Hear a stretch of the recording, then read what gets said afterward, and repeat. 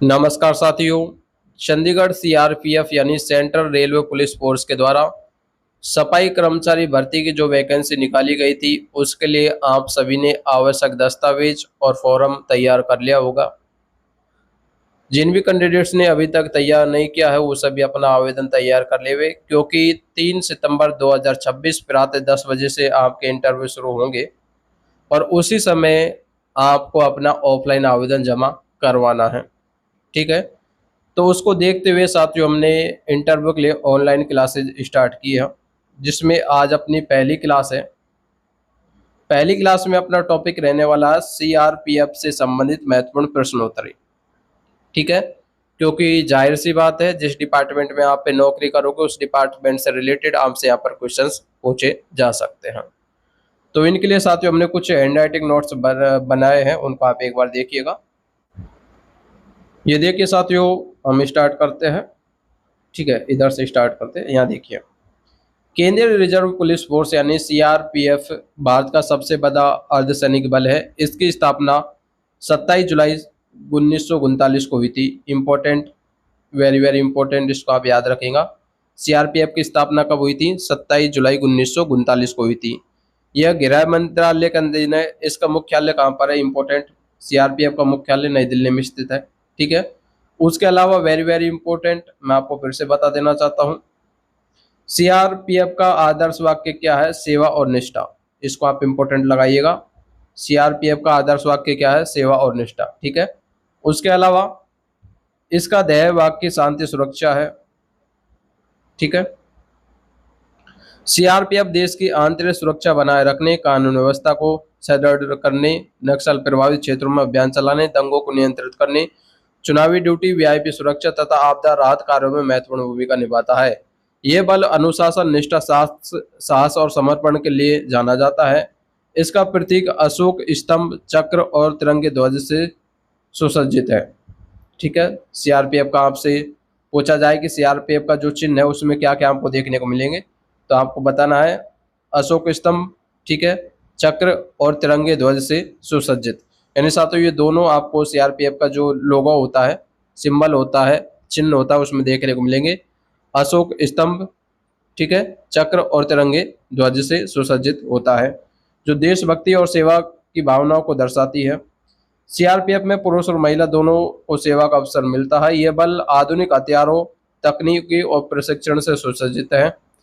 जवानों को कठिन परिस्थितियों में उत्कृष्ट सेवा देने के लिए प्रशिक्षित किया जाता है।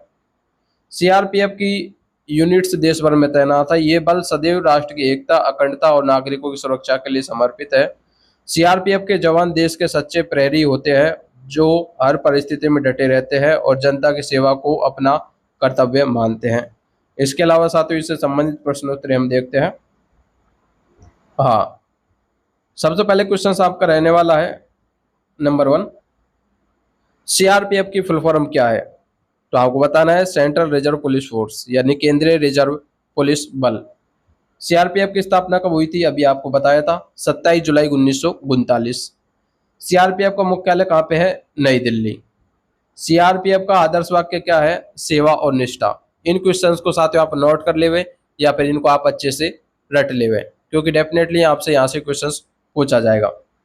ठीक है, उसके अलावा नेक्स्ट क्वेश्चन देखिए, सीआरपीएफ का कार्य क्या है? आंतरिक सुरक्षा एवं कानून व्यवस्था बनाए रखना। ठीक है, नंबर 6 क्वेश्चन देखिए, सीआरपीएफ की स्थापना किस अधिनियम के तहत हुई थी? यानी सीआरपीएफ की स्थापना किस अधिनियम के तहत हुई? तो आपको बताना है केंद्रीय रिजर्व पुलिस फोर्स अधिनियम 1949 यानी 1949। ठीक है, उसके अलावा नेक्स्ट देखते हैं, नंबर 7 क्वेश्चन देखिए, सीआरपीएफ की वर्दी का रंग क्या होता है? तो आपको बताना है जैतूनी हरा। ठीक है, आपने देखा होगा डार्क ग्रीन आप बोल सकते हो। इस प्रकार से जो है कि सीआरपीएफ की जो वर्दी होती है, ड्रेस होती है, उसका कलर होता है। ठीक है, उसके अलावा देखिए सीआरपीएफ का झंडा किस रंग का होता है? नीला। इंपॉर्टेंट लगाइएगा। ठीक है, नंबर 8 क्वेश्चन को। नंबर 9 क्वेश्चन देखिए, सीआरपीएफ का प्रतीक चिन्ह क्या है? अशोक चिन्ह और शील्ड। ठीक है, नंबर 10 देखिए, सीआरपीएफ दिवस कब मनाया जाता है? वेरी वेरी इंपॉर्टेंट, इसको लगाइए 10 नंबर क्वेश्चंस को, वेरी वेरी इंपॉर्टेंट। 19 मार्च, सीआरपीएफ दिवस 19 मार्च। ठीक है, चलिए नंबर 11 क्वेश्चन देखिए, सीआरपीएफ के महानिदेशक का पदनाम क्या है? सॉरी साथियों, तो डीजी यानी डायरेक्टर जनरल। नंबर 11 क्वेश्चन हमने देख लिया है। नंबर 12 क्वेश्चन देखिए, सीआरपीएफ देश के किस मंत्रालय के अधीन है? तो गृह मंत्रालय। और गृह मंत्रालय किसके अधीन है? तो अपने बीजेपी कार्यकर्ता अमित शाह जी जो अपने गृह मंत्री है उनके अधीन। ठीक है। उसके अलावा अब देखिए नंबर 13 क्वेश्चन, सीआरपीएफ के कार्य क्षेत्र मुख्यतः कहाँ है? तो नक्सल प्रभावित एवं अशांत क्षेत्र में। सीआरपीएफ की पहली महिला बटालियन कब बनी? 2016। इंपॉर्टेंट लगाइएगा।